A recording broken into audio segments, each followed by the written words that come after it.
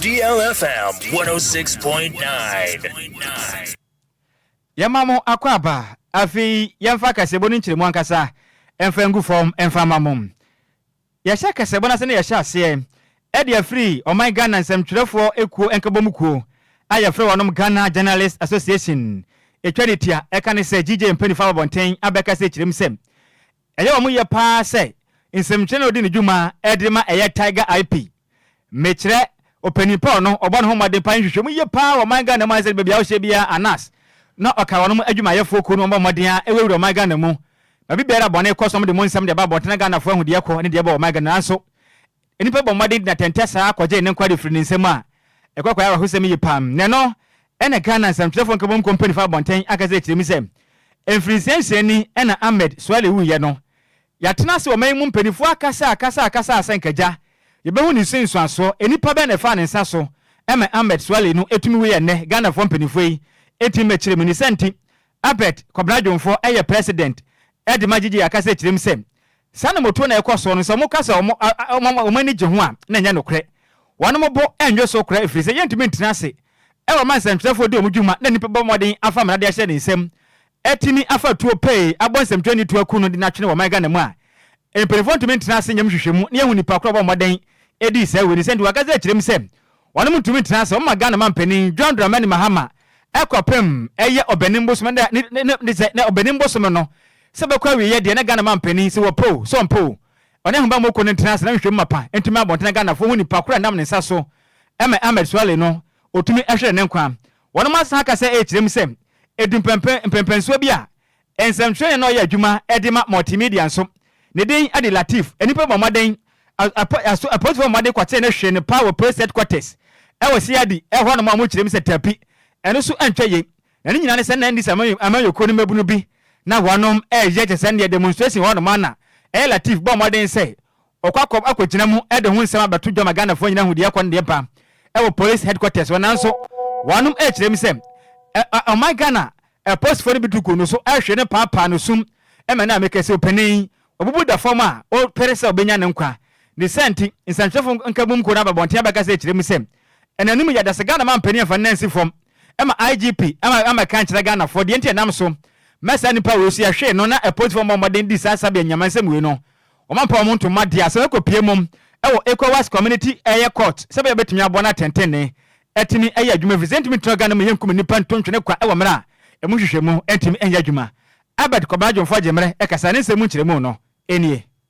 Sammy congratulated President Mahama on his election as President of the Republic of Ghana and Mr. Gulu on his nomination as Volta Regional Minister Desi, and also having underlined the fact that they are members of the GJ and therefore the pride of place journalists and the media occupy in government. It is pertinent to ask, where is the Ministry of Information now? We want clarification from His Excellency the President on the rationale for the removal of the Ministry of Information from his government portfolios. We observed that whilst the first Mahama administration saw the measure of Communication and Information Ministry, the second Mahama administration appears to completely dissolve the Ministry of Information. We are appealing for clarity on this new policy direction. We also want to know the budget holding ministry for the state-owned Ghana Broadcasting Corporation and Ghana News Agency. Our members in this state-owned media house want some clarity on the new policy direction. It is very unfortunate and indeed disappointing that 6 years after the murder of Ahmed Swale, no arrest has been made. What is even more disheartening is the lackadaisical police investigations into the matter. You may recall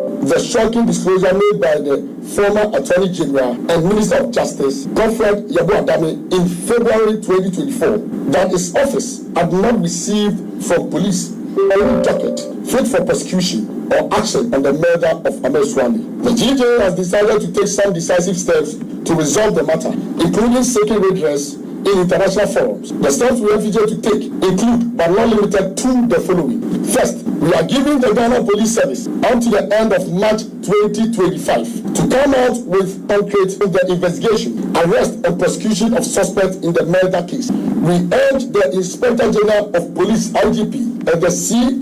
boss, the Attorney General, Minister of Justice, and the President to take keen interest in this case. DLFM 106.9. Any awoti ye or no and a president edema omai Ghana nsem twerefo nkabom komechire Ghana Journalists Association ne den ede Albert Kwabena Dwemfo Yanto akasiabo ne so ewo mampani akachia na eya Ghana mampani John Dramani Mahama ede abetudwa kire se eya so eya ehwama ne boso na yade a wayi free honom na bra ko sign eya executive instrument ewo eya yawada obepo bosome ne de to sonkron wa fimpim yenu ne aduonu num na kire se eya ade aban aso eya no watimi ateso ade free aduasa ade akọ aduonu miensa na oni aya kendifo Modern Institute of Public Relations anu ekohia na ochiremu se eyade ani campaign no share bo se obeti eye Ghana so afọ ne so e de akwa kodu eye aduosia nti eno pepepe no waye nti sisi ane de eyade wayi asoani a oba be hwe aban no ensensem so na be ya bibia besi wa ban mu bia no obetimi aba be ka kire oman no na bibia etimi akoso yie. With regards to government communications, you notice that there's no information ministry in the lineup of 23 ministries that we recently announced. That was partly in response to our promise to downsize government, but then it also meant that we had to be very strategic. We dealt especially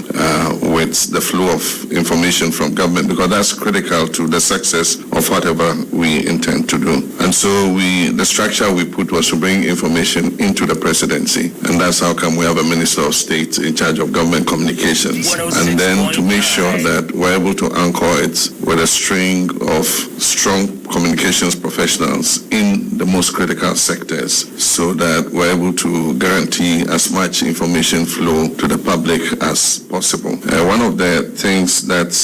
remain to be done is to bring the Information Services Department under the presidency and modernize that organization from a civil service organization into a modern organization that gives guaranteed information flow to the public in respect of whatever government is doing. Amampani wie na oto aso se yade a obema obia ho kwan watimi aka ne ope ewo mran kwan so nkanka na eye nsemtwerefo na emom kana obeka na nyesa wo ba beka bibia keke kakasa efa emran kwan so esanse Ghana ma mran na ekire se obia betimi aka ne ope. Of course, we all know the history of how things have developed in terms of media and flow of communications and free expression that were guaranteed by the 1992 Constitution, especially Chapter 12. It has been one of the most progressive, provisions in any constitution that guarantees the flow of information and freedom for people to express themselves, which is critical to the work that we as communications professionals do. And so, of course, government will continue to guarantee that freedom, and I know that under the last administration there were a lot of issues to do without being downgraded on the Press Freedom Index and all that, and I think that together we can work to be the last administration there were a lot of issues to do without being downgraded on the Press Freedom Index and all that, and I think that together we can work to be able to restore Ghana to its pride of place in terms of media freedoms and free expression. 106.9. Eni ya uti ye Ghana mampani John Dramani Mahama. Yentu akasiabo ne so ne momfangura mu ewo MPP osuru kokwa manyuku na ne do ya dam Ghana fo nyina beka ya emfempem yenu ene do ni na ya bato na yetu ye yetu wie ye pe asomdwe pa ye fa na asomdwe de o my Ghana akwase boachi bedin ena na hey echina na akwageta na ene yaje esese ne o man aso ewe ya boso ne we ya fa ha ena ha de ha ye de ya ban na ban ye Ghana edendam krom ha se ya na ekoso sam nene empia manyuku na kwakwa yensem telefon che na mu kire msem sabasa ya yeto abawie ya ekoso my Ghana mu no yemfa sombo ni nyina da emfa mo NDC amanyuku ne visa wonu mpanifo na atena se abopo ede ato NDC amanyuku ni mani tirimu sem yeto aba ne wie pe Ghana man nyina ye dia ma ban na aba ne send de mu pe bia no monye ne ka ho bi ne NDC amanyuku ni mebunu nam Ghana mo ntene so eye basabasa wo mayi mu no na ene emra MPP amanyuku ni mpanifo FSM telefon se mu no eye Director of Communications Richard eye ahiagba ekase na okire msem ha dwenye pass ne yebetimi atena se na oman Ghana institutions anase enwuma hodo aye oman Ghana oman ne dia no enipa bia mo kire musem wanom eye NDC amanyuko ni manti o ma ba na aba enti yenya wonom de ompe no mbeye enti wo honom ane ya bawura ho he ya ba so de free happy if you said your pen ye beye anybody ya pɛ binom asom tietie binom ayase okroma mu kyerem sɛ de yakɔso no ya mmea no ne kurani emu ya pam na anyagba kyerem sɛ sane ma ne basabasa ya hodo a ɛkɔso omega na mu enne omega na asom de ɛyakɔkɔtɔ asan mu no yɛmfa sombo ne nyina da ɛmfa amɔ ND Samanyoko no waka sɛ kyerem sɛ emra ND Samanyoko no ɛbɔntoa ɛpresa wa bedi omega na so no ɛna mo kan ye ɛde kyerɛ mo Amanyoko na kyitafoɔ sɛ titiriw ɛne NDC wɔnom national chairman ɛsɛdin katia ɛne mpanifo bi keka kyerɛ mmebunu ne sɛ o yɛto aba ne wie pɛ Ghana nyinaa yɛ dea de ɔma no yɛ dea o de mpa bia mɔnya ne senti institutions ahodoɔ no nyamoma wura mu monka kyerɛ wɔn sɛ yɛgye ha yɛ dea ne senti asɛm wei ababatɔ ɔma Ghana ɛne Samanyoko no mmebunu na som ɛnɛ wɔn nam ɔma Ghana mansini biara mu bakyerɛ saa yɛbɔwura hɔ no ma o ha yɛ dea na ɔma kye ha yɛ dea na yɛte institutions ahodoɔ no mɔtwa gya de atum wɔn mu kyerɛ sɛ de yakɔ so no ɛde ɔma Ghana kemekeme mu no ɛtu asane mu nti ɛnema mu yɛda ɛbɛyɛ mpanifo mu madenfo mu nan nsi fam na ɔmo nkasa nkyerɛ wɔn mu agitafo fi sɛ de yakɔ so no emu ɛyɛ pam ɛne simpani MPP mpanifo na san kasa kyerɛ mu sɛ basabasa yahodo bi akɔ so wɔ boase na saa basabasa yɛ ɛkɔ so wɔ boase ɛwɔ mra ɛyɛ boase mebunu bɛ mokɔ to gold ɛna afei nso ɛyɛ angogo da shanti kɔ bɔ ani no ɔmo kyerɛ mu sɛ ne nyina da every Ghana nsɛmtwerɛfoɔ bi anum kasa monji bum kɔ hɔ monji bum kɔ hɔ gold no mo yɛ NDC mebunu monkɔ agyefa mo so ɛno ka ho bi ɛno so amasa ka sɛ kyerɛ mu sɛ ɛyɛ NDC Samanyoko no mpanifo no bi anum kasa ɛne basabasa ahodo a ɛkɔ so wɔ NDC Samanyoko mo maden entimi nya kasa papa bi ɛnka nkyɛ machitafoɔ no na bapem nɛ yɛnkyi nipa biara ɛwɔ basabasa ahodo ɛkɔ so ɔmaga ne wɔne ka ho bi nɛ ahyɛ NDC mebunu kutu pa akɔbɔ akɔpie mu wɔ boase akɔkɔto gold nam so nipa bi ahwɛ ɔno nkɔmɔ ka sɛ kyerɛ mu sɛ saa basabasa ɛne sɛ NDC Samanyoko no amɔmɔden fam na mfɛnsi fam na ɔmankyi nipa bi antuma ɛnya de a ɛbɛtɔ akɔ so efiri sɛ ɔma no yɛtem no mpanifo ba bi ka sɛ sɛbe mpanifo ɔbɛmɔden hyɛ kaki pietro tena fie ɛma mpanifo we nanka no anaasɛ mmɔfra we nanka no yɛbu nankawefo a wɔnom so ɛka ho bi ɛmu kyerɛ mu no ɛnie Mukai omo women organizer meeting awoyeye e ka kire omo say oh ya ba mu te say I declare ya papa Mahama na e bia mo pe bia mu take you mo fa chisel ne hammer na mo nko gold mine ye nia Captain Smart ono dey say pa for ya in meeting person meka but ono so ka say bia o ka ye mo media fo nsem bia mo keka na pa for say bebre na ya say oh ya party we e na emra constitution dia ma mo say mo ni asem no mo na mo ye the fourth realm of the state mo making sure we hold politicians accountable. After the bebre na o media ni mu abadwane politicians no ne kama NDC ye ka omo ya dia ye nka ye rationalizing and obofa buy enti mrantia mo ya Ghana for do omo ye NDC for there but enam say sa suba ne course so fi December 7 sa kosi a obi anka hwe yanchi obi a yampanish obi enti no mo so say obi a omo nyina ye na yanye hwe a yenso yenko ye na fofi anto ata ayanti asempa nipa be 9 10 11 ni ye ko omo ebi si new month enso so mrantia ni bi so se koto show omo so se ya ba nti ye ba baje sa ane ye tena mam fourth republic democracy ye sa ane ye no nyemra ne ye de NDC for ye ha omumra tie no ye se ombetumi afa bibia no mu na yanti asempa sa eyi ko ba nti de efrem a na ye kan de se NDC mpanifo for ye papa asiedu nketia okọ omo general secretary fifi kote na president John omo negligence na kofa we omo tacit support for the lawlessness that possess on party no amount to me anka ho hwe ese say bene ebu ne say ese peni ofie na ese na ewe na anka na e kan na anka wefo a omo so ka ho bi ba je say o ma ye hwe ha wo party nim o ma nim say John Dramani Mahama wan ye ku e to aba na yi wo afi de sa violence ye free him no amount to man ka pe na da no mo members akwakowu esan say ye the violence na she omo party nim women organizer ka kire mo say ye nya we nipa mo de mo take the law into mo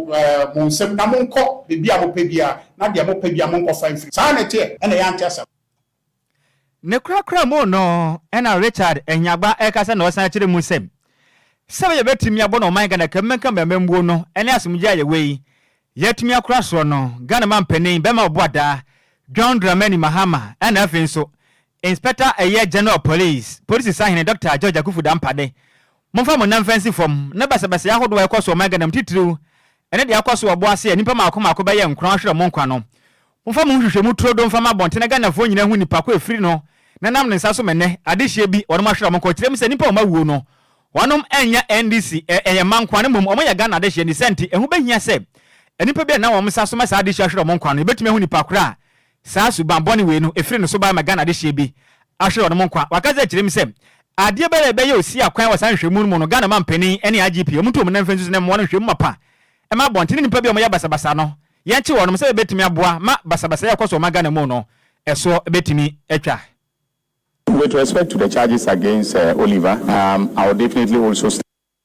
Debut, when you Oliver some cry, Debbie, Yanshan, and Hessian Sabacanina. And your friend is Excellency John Dramani Mahama. Someone taking responsibility. Now, I'm taking responsibility. No, so no man, no, mo say, how many police for back at Traho, near Kayakatasubo Muaso. Now, Bonia Paul Sway, Kunipa, Sankofono, NDC 4 there, but Omo now for 4 million before. Omo profile I say omo enfa party go omo so anyone mo e chaka it is omo wa NDC for national de nyina Ghana for national mo ko kata so mo aso bia enfa asemu yin koye foolish case na nipa na ewu no ye ba ko nipa 11 na ewu enti ye ka say police for nyom adwuma kokurudo so mmerebe atwa mu no mo kasa bebre ate enne no omo nye adwuma be enti ne hwe yenso ye ni die chire papa na mo make sure say bebia asamo no bako no onwa edi bone no ye ma emra no eni omo ndi ni pepepe na ehon so ya frɛ ye papa John Mahama ya ka say the police for no beba no waka so ye be mo aso akata so a na ana say ono de bako mo ba onka ehunu say ye ni die chire ye mpese ye bete say onto na mo obi e de akova obi na say onto na mo obi e de clear obi omoma police for no nye investigation no na result wo mu no on fambra na Ghana for nyina de yenhwe ne fansu ade na omo adi bone no yenhwe omaso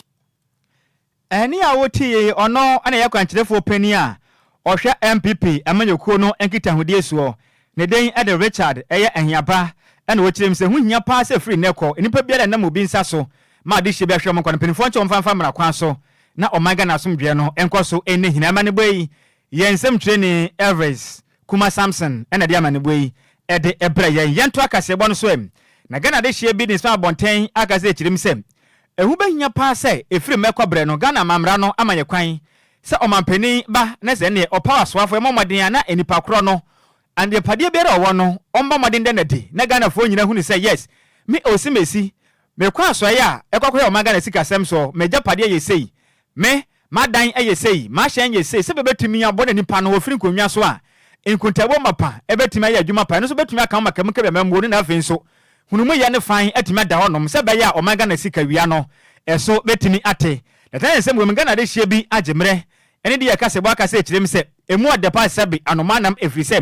yentimi ntina omanyim na omaga na soafo dodo na bo manyika emu ayapa efrise aban pa obi so onkwaso ye bi enkoba nwuma fan so Ghana yebe wie che na Ghana japade dodo na da akwahye nipa ne botom yebe twena kaskara enkosi aga na wane mu kyerem se sa na motuo na ekoso no eka ho bi ne o my Ghana sabe na nim agu ase wa mansa nyina nim evise ka twitwidi abeto o my Ghana konso efa prane kanka ho no emu eyeye pam adehia aka se kyerem se ehu hia pa ne senti efiri na eko Ghana mampanin John Dramani Mahama ubo obi dimpe enipa na magina bonten na onsuai enka kyere Ghana fo nyina se majapade a mewo no eye baako emienu ne ye nan afiso nipa no wufiri omaga na banwa so kwa ye hu ajapade a wanya de aka won se bebetimi abo no hwem mapa etimi ya dadi se ba ya pro ne kankan hodo a ejele Ghana adehye se bihire no eso betimi ate adehye aka se kyerem se ebedu ebeye yem prank free neko mayemfa eye bible nkosai emade ba ka betimi abo ne se yemfa na nama bosom ene na mama confirm betina honom ne nyem bodua emfa ntoso Sammy osimesi me kwa so hwe omaga na sika sem so me kwei majapade eyedu majapade eyenkrom na mo se me wie na me wie bia aboso no mun komento ntwe betia mo Ghana ehunumo ne proya kankan ya dwuro Ghana no esatumi ate adehye aka se kyerem se be betumi aboa na yensa na ho Ghana adehye bi se be ya ye wie Ghana japade na aboso betumi ku mo e de afia tatfasa ase so yenkwati ensem ya Ghana adehye bi e de to de kasebo anymore Japade do awo so obe mpian so obe minister o Japade si o Japade si so Japade no so nya so obe bo ni Japade onu school ni hwe ko be obe we chi kra na be so na be be won kra no amani scan o da o da ye to be minister to be mpian so what say o company be say o mo school be say say yes o deserve say when dey onya sana madodo na say when obe stand the MP eye esa Ghana for you say because obu baba betra kunwa no so a o say obu na japade ana okoso a o se ohu na japade ebi kompa na obu ha oba obobo be wian akọ ye mpene sa ye pene obobo be aduma ni yie ye nyan so ye no design so ye ho ha about no me TV am say o government we ya oba say nin kofo no they are genuine omuye everything in order ba I'm back out and I don't know. It's no son because me say me ko to abana omoboa na me so minya me so fasoni bi na me so me de be ehwe me no eno no so me ko vote am without knowing say he has one or two things in hiding. As I say, it's no back out and it helps a lot. On say ebanisa on say yana ko vote aka say swear na the Bible man pana oba on kanokre. On say tumi mbodu ya Yakupon met my year for so. When Yakupon to me, when you got many years for so. What I say, say, to the body, not the babbage. Now, you bet not too so nippy. Never you actually now, or Babba Fruso, non person in your man babbage. Media, on say, Kaminka, Yan say, Nippon go bar, go order Obanodi, Damba could be actually nobody, no, you can asika. Area Japan, enough for one person in India. I come on, Omunfa Kusia, and friends or Banavan kind of cry, no man swear, no come up with you about to so.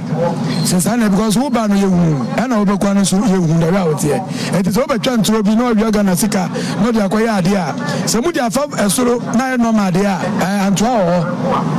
And you're already on Fanche, or yeah, fast. You are Yama, and you know, Median Gabanis and Banamacano cry, combined with Uncle Frias. Son of your for the best idea. DLFM 106.9. Aye, na na champonyom. No.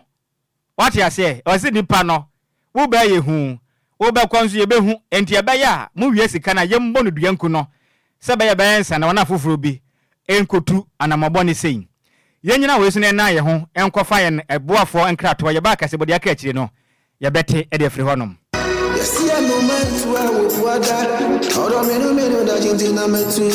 Makwantu ohun sam eye medadwen nanso me yansam tro ne nti menya adagye ye hwehwemu ekohu Sunday Sam's consult na wonom nti ende metimi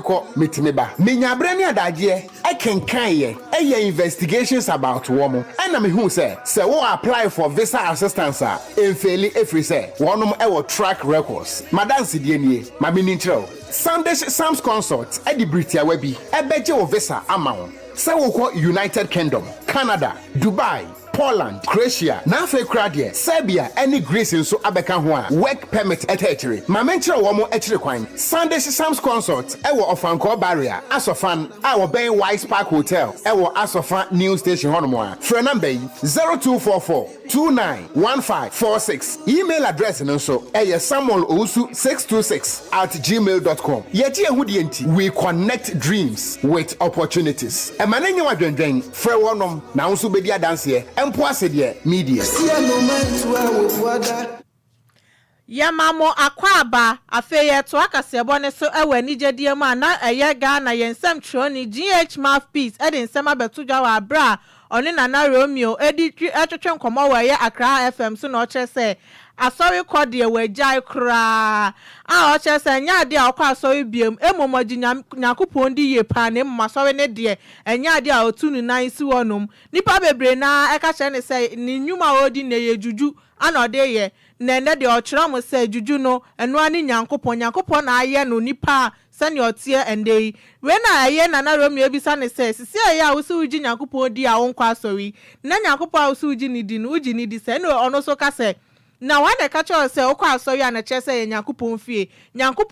eye nipa ye nipadua ene ya adwen eno na che se nyankopon fie na ene no krampo no obekwa asori no mo de omadane asori ne eye edwa esa so be kon we ton anointing oil we ton sobolo we ton inku na we so ton handkerchief we ton stickers abuode na mo de mount then na chese we eya sorry bibia chese we de edwom pa Mini a church make us a sumo sorry way. I don't see the need. Name fast where also. Some sorry Kwaseda or any other day. Some got now sorry the minimum fast where also. Obi one fast where also. Obi one and minimum fast where also. But Ujinya midi. But on any drone on any juju no. Some go first my father drone soon. Go first my father baby. I mean father baby and Kaini. My father baby my friend Yameso. Anything I say no. Now what friend Yamena ni fee all the also uncle. I want to castle Yami fee. Ni fee na what's one. Me. Aye. Sorry, dining a woody peduano.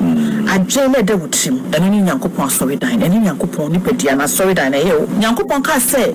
na asori dan e nipadua no wanka say si baby a asori dan ye fam hia dan eno nyame asori dan eno nyame fi nyame asori dan ni nipadua na isi wono the actual word nyame asori dan ye nipadua no but as dan na ye wura fi ko pa no e ho ye hia dem onye nyame fi but asofo no sanam ka kire say nyame fi nyame fi so no sanam be kana na ko munka ne sen za brabos mu de boni ya tonton ya makasi ya ton oil sakasi ya ton na wo ka die fast mo de mani ache hodi o na mo ton sa de mani nyina ya ton bi na bi die wo ko asori bi a me pese bodi wo kuma se a wo be ko na niam na sensen kofo ho mo ton te se market a Owie no chemu de nti a on pese obekọ asori bi mo che se du mre bi crampos atete asori no ede ne famu no enya sem ketwa Nana me jaya asori ko because of my experience with church. What's your experience with church? Me ko asori na my nyaya asori na kan be de bonyefo. Yes. Esan obi a yakosua obi a me kwa kosua nyame asem no in that church I was rejected in that church me manya boni bia just because say me part of some category na me ni bi me homo bomo bra so abade wo ko peden wo escafo no mo asori no I was punished for boni amanye e wa asori no and asori no guso agbogba Sun City area hono e sa asori dem hono e na me ni Nyankopon wie hia dem asetena so me ntina hia dem bio but me ye na djuma me ye na sede because anka man fiwa na me de oyaw otan I was living in pain.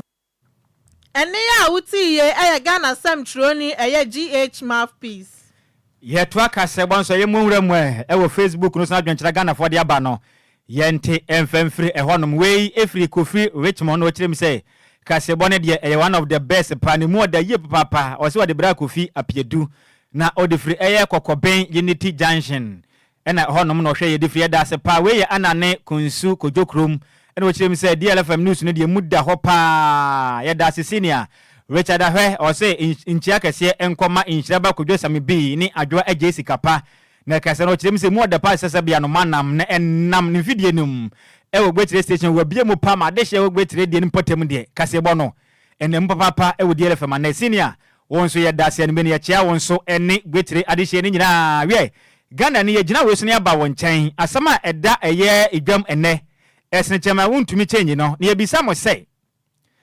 yase aban ebo no homoden no pass afo no mundi kra wono maset ne ma mo wo no mmeka nkyere oman no ne ye nyina ye hu agapade a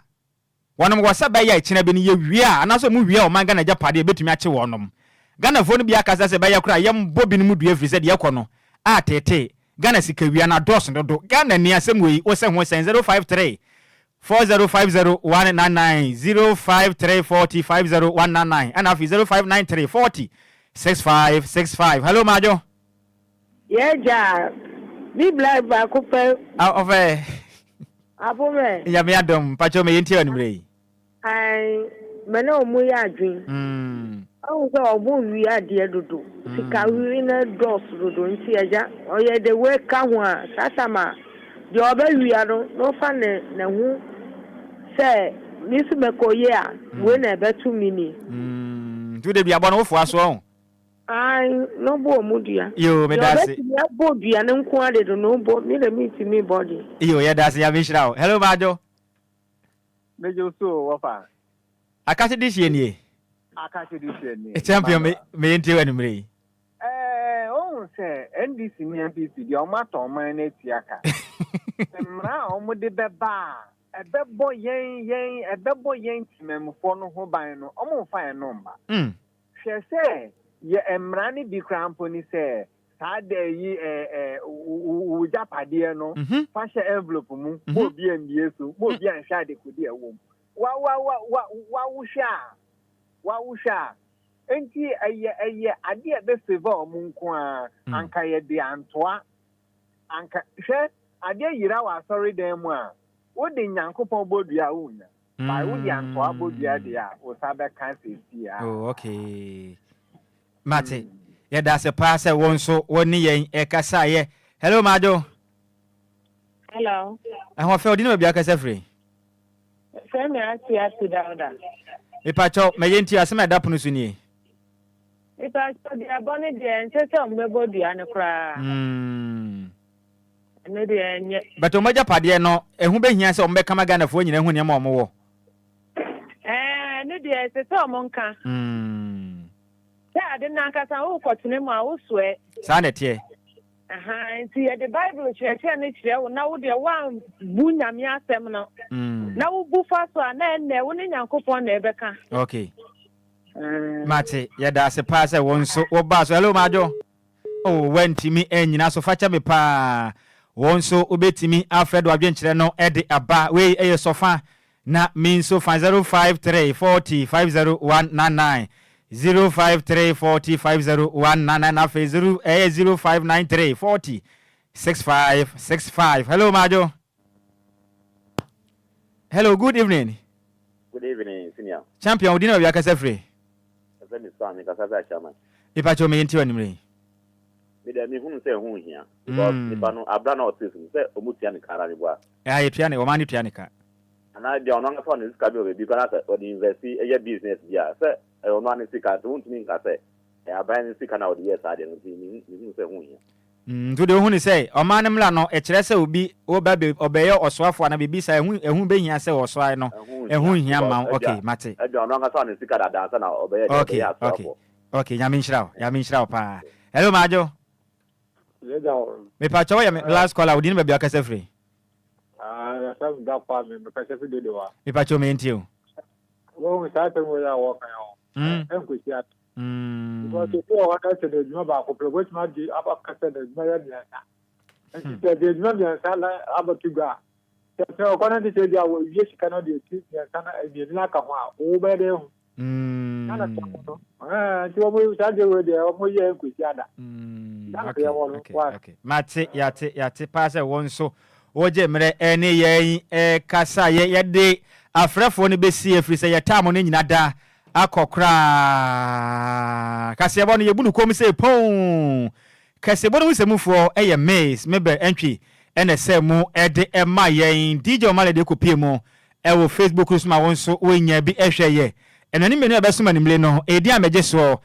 takwade kodwokrom twobe wude hye konkron Nhyiraba Kwadwo Sammy B mene Adwoa Agyei Sikapa yes so ama pakan GH obefa ne nkunyina kopama so nsama aka eche obetoa so ede amaimu bia mu enitia adehye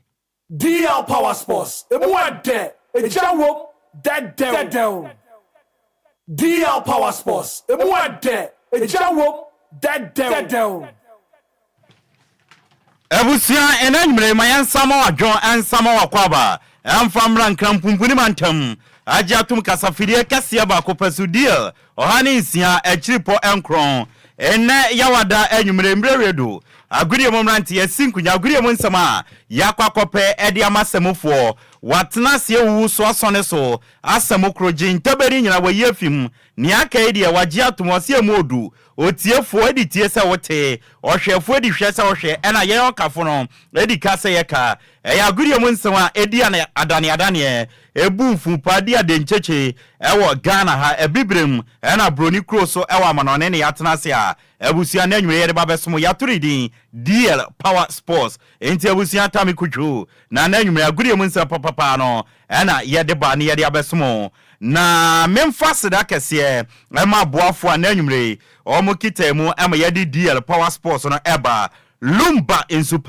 Lumba insupa eye insua nde abagana obi agiatum se eye insua ede eye kroje na Food and Drugs Authority enso agiatum se wonuma ebetimi abo unipadua no enti efiefie montobi ena monfangu mu fridges mu na monom na monfabi enje mahoho akwaba eno achi dwumedie bi na abafie out during wedding event bi abafie no Lumba insupa no ena monfa mama hoho na omonom mo amotuntonsuo traffic mufuo no ene cars na motuntonsuo provision stores munyina no Lumba insupa no ne yekamfo de amamo se momomo ne anamonton na nkrofo beto no manyasika na mudwumadi amudi nso bibia etumi akonkan de amao Lumba insupa ne de ende no wampebi anom ampebi anton de a oye won eno ana ese wodidi udwuma opebi ato enkran agbogba junction dan kese na DLFM ewom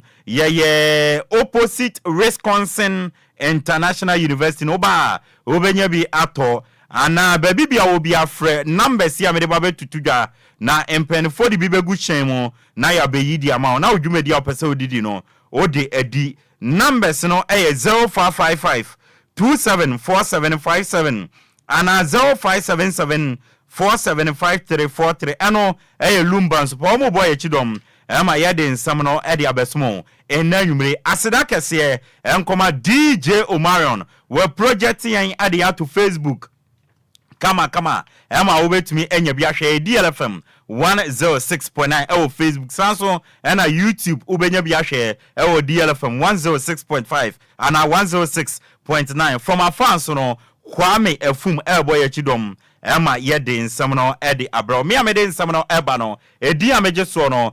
ayensu ano de hye apakan GH the blessed king enanwumre yatena se yede DL Power Sports ede ebesomo DL 106.9 enso yentie we yaba yebesi fam na yatuja ede nsam no ede ahyase Nyansa de wadiawo wo interview wo kasai wa hu pakan GH wo de nyansa de wadiawo wo interview wo kasai wa hu brase wo radio mu kire se wo yo pabe ne wo radio mampa enti adagu enanwumre yanka jagum anshan samara semfaware yanhyase emfan fifie yandiem Ghana na Dr. Fred Awa member edema NDC Manifesto Committee edema Sports na Dr. Fred Awa edin komo yebisane se enene project awodwa na MPP amanyokuo ni ye omentumenwie no NDC amanyokuo ni ye sports no mobeto aso ana astrotef awodo ni ade omuya omenwie no mobeto aso ana na se NDC amanyokuo no ade ba kwa mo hwe no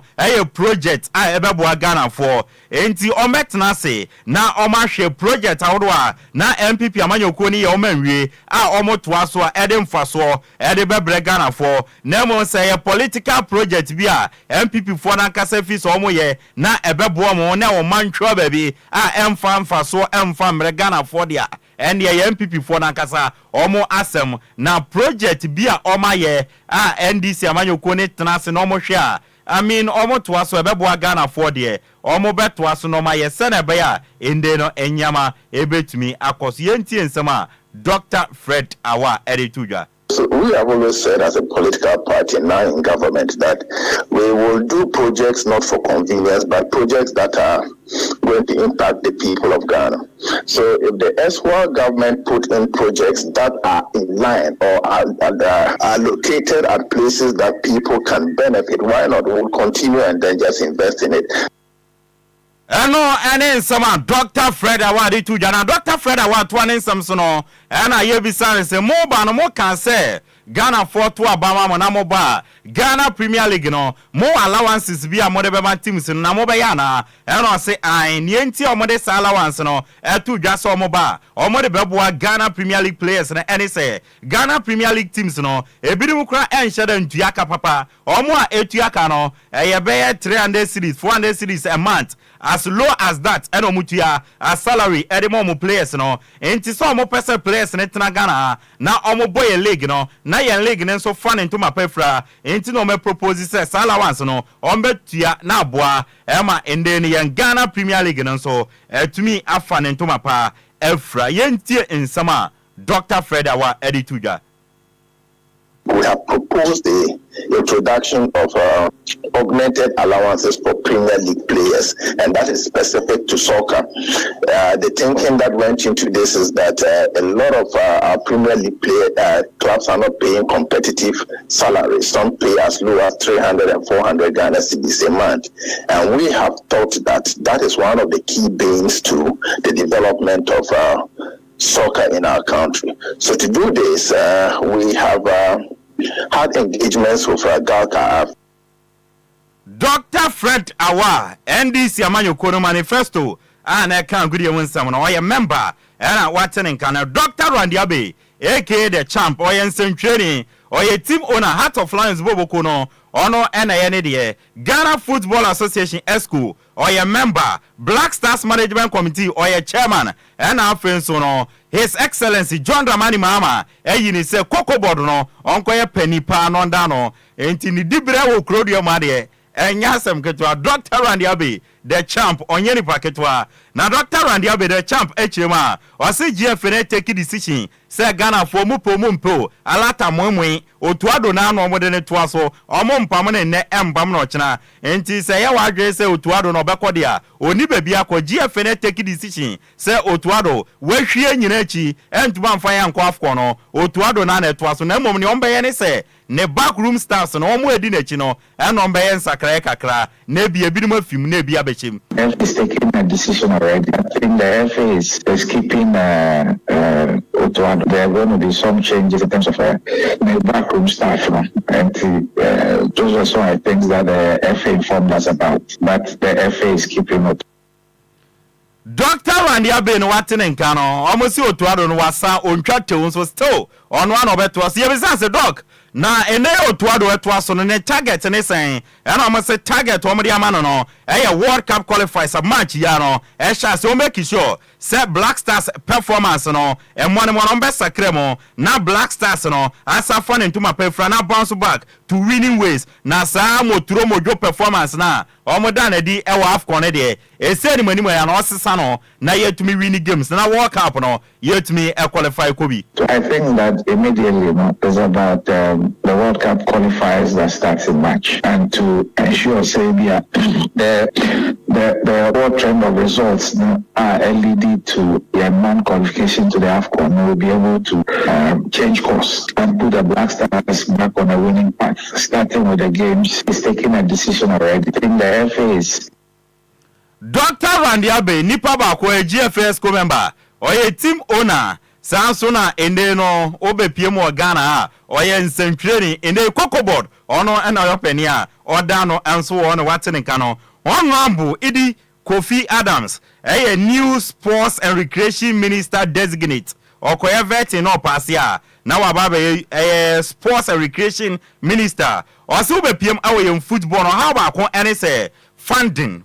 sika aye di share mbo no no any sports no a problem kase na o se aswe ni nyina no any sports fraternity ni nyina tena se na omoto ato adwen no mu nkwan a sa problem we on betumi asolve na o regenerate a funding e di Ryan sports na yan sports no afa ne ntuma pefra se na be ya nipa bebre na be really so betumi aba on board abeboa no ma be deal with funding challenge ewo Ghana. Honorable Kofi Adams. I believe one of the challenging parts of our sports has been funding. So we must all sit down and have a discussion and let's see how we can sort this problem out. And if we can regenerate the love, many more persons may be willing to also come on board to help us deal with the funding challenge. But that funding must also start from somewhere to help us generate the love. Honorable Kofi Adams at one Samson or the two just said the good thing about sports and it's sports no any the only place who here platform any about the round and the radio so television ko wakra tem online wodo anopa wi anwumre agudie mu nsem na mo ka wasem enti emre wiedo se agudie mu fo nyina no mo ka mo ntoma bo ani na mo ye baako na fenso no mo de force e direct energy bi e di wura mu na mo fa kwan bi so na mo nya funding e di wura sports mo se na be ya the love na mo ka se mo pese mo de ba sports mo no e betumi ababiem. But the good thing about sports is that sports is the only place that you don't pay for space. All of you speaking to me here, in the mornings and in the afternoons, you have platforms dedicated to discussing sports. And so all we need to do is to see how we can galvanize and unite these forces and direct it in a way that can help us regenerate and bring back the love that we are talking about. So Honorable Kofi Adams, MP, Edema Boom constituency, Sanson, and Sports and Recreation Ministry, no, ono and oye penia yabonidi, say unconvert in opasia, now ababe dasa so enanwa, yede and one somebody amount, and there, ana Gaka ekoto aba Gaka Ghana League Clubs Association bobo ku ahodo e wo Ghana nyina no omu kuo batan kese no makoto aba no makwakoyi former Gaka vice chairman Mr. John Ansam say omeye new chairman and founder Gaka na no out of 132 vote no onya 96 and ne rival Mr. Isaac Kumsin enya 32 o enti no the new Gaka chairman no Mr. John Ansa enti once again Keto Kreku nipa and ababedi Gaka ne so ope umpo Mr. John Ansa na oye Keto Kreku nipa and Isaac Kumsin George Afriye nipa enti once again Keto Kreku asa bu George Afriye biem na Ahaji Ali Raji former Gaka chairman o se sabato we yakoto akoyi Mr. John Ansa so be new Gaka chairman no o si we no ekire ne yebesi 2027 awo GFA election opo umpo ene ya Mr. John Ansa wini ekire se still Keto Kreku se obekọ term na or opportunity say 2027 yakoto aba se wini. It is a pre-2000 2027. It's a pre-election or predeterminant election will happen in 2027. And let us not run away from that fact. And the two, especially the chairmanship, the two contestants belong to two different. I've worked. Ahaji Ali Raji and Watinen former Gaka chairman Watinen Samuel Enim Ado. Former GFA ESCO member Bobo Kwa ye friend Young Apostles or campaign for Nubi or sim redo say ye best san enyama ye ewe football na ojiri se embraso and amredo say ye be reset in football no or say wo share bad performance at Blasters eda na dia ka bibi chiro say nyama nkoye ewe football no nti mredo say ye san nyama na ye reset in football no Samuel Enimado. And I think it's time for us to change the way we do things in football. So I believe that here that I am today, in so many years of investment and learning curve that I've learned so many years, I believe that it's time for us to reset Ghana football. Because a lot of things are going without numbers. If you look at the bad performance of our Blasters, it tells you there's a lot going on. That is my help. Samuel Enimado atwane Samson Ebisanse nansera okoka referee Maswell Hansen and Wasem says our referee no and a GFA fuade na ye executioner boni bia okrodio ma say yemfa referee bi nko wia team bi on na ye de ne ye na oka asem ne GFA fu a charge o wasesa wa no another switch na ogina and o se twia ke me nsesa ma no ne ensesa ma no okira obutantim mitim na ohwe nyama football administrators ekomu okromu a enye skadi invest in yem football na wo behwe no bi fi baby na wa be chinchim wonsa na wo investment wa ye nyina no o de enu nsuo m na nyama sei ohwe omo pesca tua players omo tukwan omo tobo medical bills enyama bebre no omo ye na wo bre na wo ye sade we ya na referee bi fi baby no the result a share bottom no wa be chinchim wonsa na wa ka de we ya obi se wa ka bone obotantim otimnia otim. So you can imagine what we are going through and then you see unseen hands coming to destroy what I've invested my money and my time. Look at what we are going through as clubs. Paying players, traveling, trying to buy balls, paying medicals, and I've done these things for how many years? And completed each one for how many years before people came to play? Ask yourself, why do we even get the money? And if we are in Premier where we pay salaries, and look at the salaries levels, if we pay coaches salaries, we pay technical team salaries, and we have to do all this, and you now have somebody who is also associated with them trying to destroy what you have invested. Samuel Enimado ne kwakwa mu no, and I say referee your friend Maswell Hansen no, sa abysmal and disastrous performance wadane dia obeye bi wosunyane ema bofo kwata no ne RTU enyama esie na kaketu bi nke ya ebusuan ntokwa between Bono and Northern region ema edu baby no kra be national security threat na wakasa asem we a na wo se wo betwe na so na waka ne kasa bo ahye ne yema na o se adan Ghana no sebe soja mamuo ema obi ka obi nke bia na o se dabi enye soja memo ye wo man a kabi ma men kabi ye adwuma enti obi ye bibi na nya wo won kwan se wo ka enti referee maso hanse ne de e ba no bad performance dia or ye champion enti obeka na waka ne biem ogina that referee's performance, that abysmal performance, that disaster which has happened, it happened in nearly turned into a tribal war. Because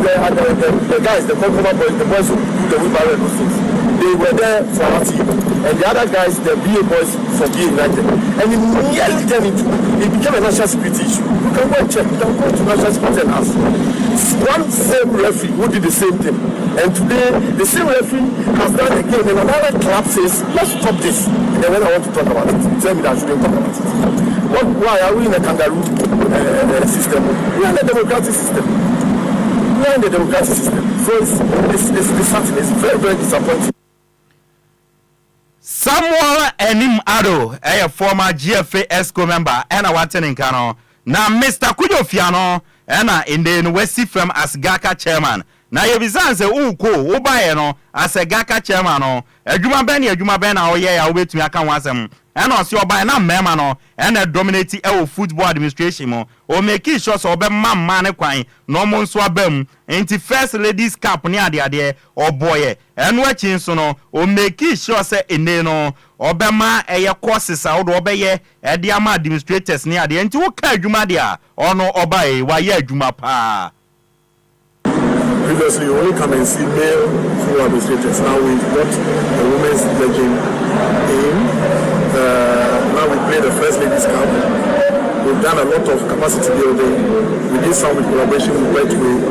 We've also done some, brought people from Spain to run us through the latest mindset when it comes to football administration. We've done a lot, and then the icing on the cake was what we did, a certificate course that we did alongside the University of Professional Service. So Mr. Kwadwo Fiano and a penny or that Gakano and a yedin on some Eddie Asmo Kotokwa confirming say a brandy friend Michael Sefano or my signing or Eddie Nefi Bobo Kwa, your friend Port City, a 1.5 year contract, and a Kotokodiama Michael Sefa, yede and one some Eddie Abro. Now, yes, sorry, so no, in the Uremo Ewa Manonia, UEFA Europa League in games air Koso, now Menoka see above 56 minutes. AZ Akman Shebi, AS Roma Shebi, Samsung Bodo Glimt Ashaba, Maccabi Tel Aviv Ashaba, FC Porto Shebi, Olympiacos Shebi, Fenerbahce Shebi, Lyon Shebi, and Tiaje Wafian Shebi, Tottenham, Abo Mekaminoa, Omuntminti, and Mamo FF, Ashabako FC 20, and so Ashabako, Kwabak FK, Ashemino, Emma FCSB, and so Ashemino, and a Victoria Prison. Ashemino Andalat Entminti games no draw so Nyankopon ya dom na ye tinkwama ochna ye ba ye de ewonsam de eba besomo na UEFA Champions League match day 7 endra na ye de nyina ebawie na player of the week no akodi ama Atletico Madrid player ofi omaya ye friend Argentina ye friend Julian Alvarez so obeka about 2 goals edema Atletico Madrid emo mo she Bayer Leverkusen by 2 goals to 1 and waji player of the week and so Luke De Jong etosumi enu Vinicius tosumi ensa and Rafinha etoso and so and UEFA Champions League match day 7 team of the week Bolo El Fire not on no that goal post ubenya branch friend David Calabria from AC Milan or 110 and Rome El Salzburg on also El 110 and ubenya branch your friend Gatti or Juventus or ni single or more a bobo kwa your friend Monaco or mon above 4 and 5 no na oko a midfield wa ubenya branch friend Sudakov from a Shakhtar Donetsk or ni Joao Neves and about 2 holding midfield no Rafinha L110 Vinicius and so rings so and Julian Alvarez Atletico Madrid and Luke De Jong of APSV LED lines no and so yede and won some at the Asomo officially Manchester City assigning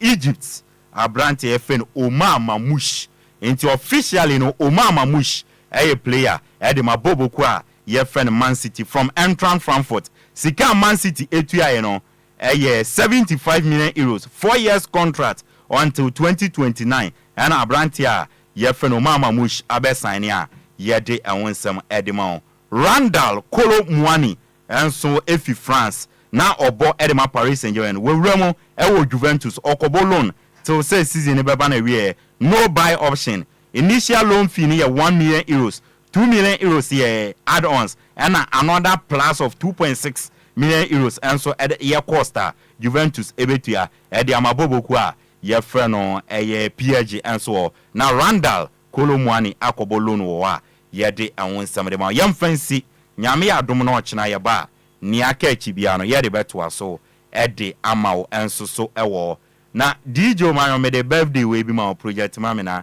memfan so ene eye mia madamfo a ye friend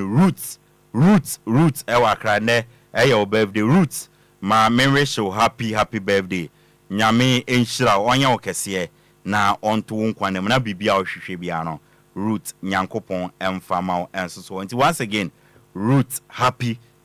special birthday emfan confirm ebusia yede ensem no esi DJ Hitman eba na mamenda Lumba nsupase se omuso yemu ema yede DL Power Sports Thursdays evening edition no de bra ope Lumba nsupani bia 0555 274757 and 0577475343 DJ Omarion asada kese ene de odienko social media Facebook and YouTube from our fans no kwame afum ebo yachidom ema yede nsam no de ebro miame bra penny Mr. Kofi Ayeno utie me from ayensu ano so ateminchia ono wife Sister Mary miame de nsam no by dia me jeso no ayensu ano de share apakan GH the blessed king yakwe de DJ Hitman at the Thursdays edition of our so na eba beto so obewoso mo enyasem ketwa enanwumre nyama DJ Hitman ahihye ode ba no masa ehu o mesi show na wa mesi nyama bebri DJ Hitman takes over your radio with our so nyame adom chana no pa no nsia ken 6 am yen share ya gudi nsam foforo at the bebra until then DJ Hitman takes over and the Ken is back to the subject.